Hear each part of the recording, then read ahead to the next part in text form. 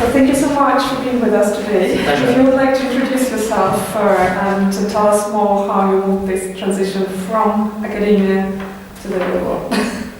Well, my name is John Miles and I'm the Chief Technology Officer of Inkpath Limited, which is a recent Oxford University spin-out. We spun out of the university at the end of last year, and it's a kind of Fitbit for your career. The idea is to give students and researchers a really great tool with which they can create and discover personal and professional development opportunities and discover lots of interesting paths to follow, and then give the universities also a window into really interesting data that helps them with funding bids and reporting, and it's data they just can't get anywhere else. So it's a really interesting project. We work with lots of universities already.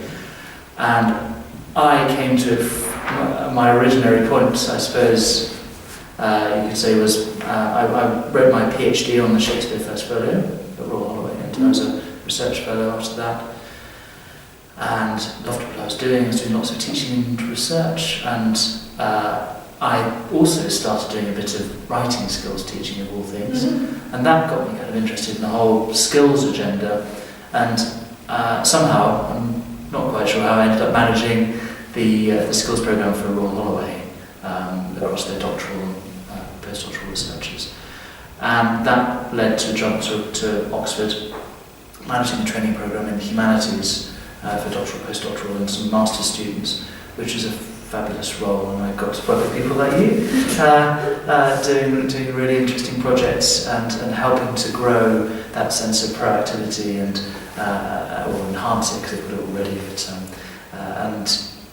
And Inkpath started, I suppose, on my first day, actually, in that role, where it was a classic first day where your email isn't working and your line manager is on holiday, and the person who really knows what's happening is the administrative assistant is in Japan for 3 months, and although she'd written me totally fastidious and brilliant notes, I was left there thinking, right, I've actually got a kind of idea about what would eventually become Inkpath, and there isn't anything out there that does this, so why don't I use this little bit of time, which I'm pretty sure I won't have in the future, to do what I want to do, and I just did a bit of coding, because my dad was in industrial software for his career, and so he used to bring back various bits of kit and computers and things, and so from an early age I was, a geek from an early age, put it that way, and so that experience came together with an understanding of universities that had come from being both a student and I suppose an academic, and but then also knowing things from the administrative side of the university too. So taking all of that experience together, adding on a bit of the expertise in sort of programming, coding, and understanding of systems, and I suppose a sprinkle of initiative and thinking, right, okay, let's code something, and then eventually I did a kind of Dragon's Den style thing in the university and got some money to develop it with IT services, and it ended up doing another bigger Dragon's Den later on, which allowed us to take that out of the university and start developing it with a commercial software developer. And at that point we were on the road to spinning out of the university, because at that point the challenge was to raise investment to turn it into a company and start our first trials with different universities. And yeah, it's a roller coaster, but here I am. Nice. So what kind of challenges did you face, and how did you overcome them? Manifold challenges.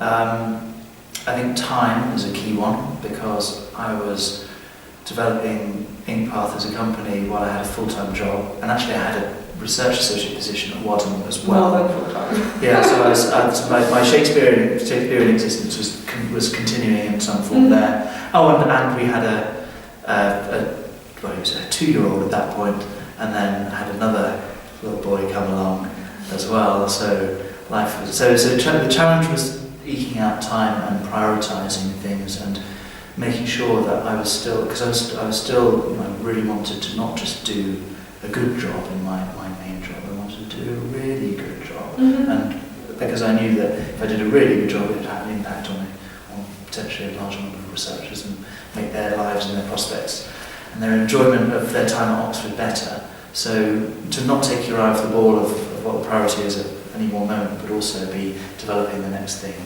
that was the big challenge. Beyond that, there are all sorts of idiosyncratic technical challenges that we had to tackle along the way, but not insurmountable, and we kind of got past them. So, would you have done anything differently when you were a PhD student, looking back? I wouldn't have worried so much. It's easy to say in hindsight, isn't it? I think one of the things that I didn't do enough of as a PhD student, and which Inkpath is kind of all about, is to think about how my day-to-day, if I was writing a chapter, if I was going and talking to my supervisor, if I was going to a conference, if I were writing something for publication, if I were going to an interview for something, just if I were going to a faculty party or something, how all of those experiences actually were contributing to making me a rounder person than I was before, and a person with more potential and possibility and avenues opening up. So that, and then not to feel so much that you're on a kind of, sometimes it doesn't feel just like a course towards academia, it feels like a collision course with academia, because sometimes that collision course can mean that you go off in another direction, but actually that other direction, as I've found, is I'm so glad I'm doing what I'm doing now rather than anything else. So yeah, not being quite so hard on myself at that stage would have been good, but maybe I'm just programmed like that again. And what have you learned about yourself since your PhD? Since my PhD, I've learned that I can do things that I wasn't expecting to be able to do, certainly. I've learned that I shouldn't count myself out of things because of that. I've also learned, because I've mentioned time, and allied to that is tiredness, I've learned that pursuing anything entrepreneurial is hugely tiring, and what tiredness can do is it can challenge your sense of positivity, and to recognise that and to kind of have strategies to deal with that. I think, I'm feeling a bit down about the prospects of this, and you realise that actually that's because you've had no sleep and you're totally tired out, and if you can address those things, then you're going to start feeling positive and believing in it again, and they can very rapidly change. So I suppose learning about myself personally it has been dealing with and having strategies for.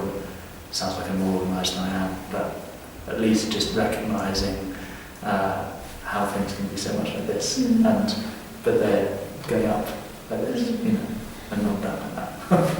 And did you have a mentor, or do you have a mentor? What kind of role mentorship played in your post-academic life? I don't think I've had necessarily one specific person, but I've been very lucky to have a broad range of people who've been interested in what I'm doing and have supported me and helped me, even from my line manager in my role in the university, line managers. So a few of them have all supported, all the people at humanities who've been so supported, and social science have been so supported. Not just there, all the other divisions too. All across the university have been so supportive of what I've been trying to do. But I think that's one thing I could probably do with at this point is, okay, you've been working on a project for a long time, and you've got to a certain point, then you've kind of gone beyond the experiences of those people you've been working with already. So now it's time to go and find someone who's those many steps ahead, who can look back and say, make sure you don't do this. Maybe stuff like, don't be so hard on yourself, for instance. So yeah, I think it's something I need to do, but as I say, I'm very lucky to have had lots of supportive people around me. Would you advise PhD students to have mentors?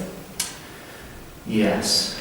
You obviously usually have a natural mentor in your supervisor.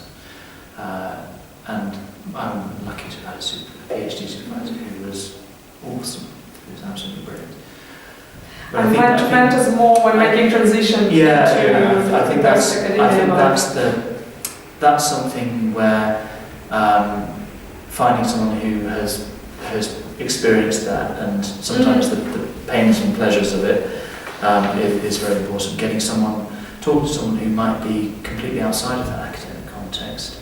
It might be through family that you get to know them or some connection, but I think certainly through career services and other kind of institutions there in the university, they can help they will have people who are interacting with those services from outside the university that you can talk to and just get that sense check. And I think you'd be surprised how many people want and value the experience of being a mentor as well. I've just been speaking with someone who has been saying, actually, I'm more than happy to be a mentor to you, well, as much as I can be with my limited experience, but someone who is also can see something similar in terms of their future, in terms of maybe having a startup or a spin out from the university, and is at those first steps that I was discovering.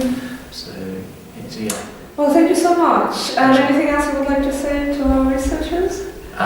Just that the researchers I've worked with have all been absolutely wonderful, great people, and they have huge potential, and being confident in that and exploiting it is going to be second nature, and so keep doing what they're doing and do more of it. Thank you very much again.